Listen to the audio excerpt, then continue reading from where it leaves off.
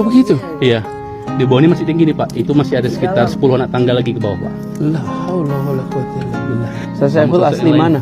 Saya asli Kota Lintang yang Yang hilang, udah hilang Pak. hilang Pak. Badan Yang di bawah jembatan di Bapak lewat, itu ada namanya Kota Lintang. Itulah kampung beliau.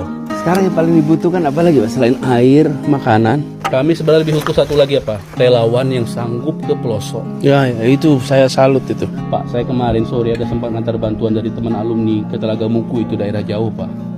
Itu orang ternyata saya kira saya paling sedih. Rupanya orang lain lebih sedih lagi. Ya Allah. Kami sedih di pinggir kota Pak. Banyak relawan datang drop selesai. Mereka itu Pak, kami lewat aja air. Ya Bu, Allah. kami nggak tahu turunkan Bu. Kami turun di persana Bu, mohon maaf. Meninggal itu pasca banjir Pak, nggak ada makanan, penyakit, Ya, nggak ada air betul. bersih. Mungkin musibahnya sama, tapi bantuan kami lebih duluan. Karena dekat. Betul, kami dari jalan lintas Sumatera Ya. kan.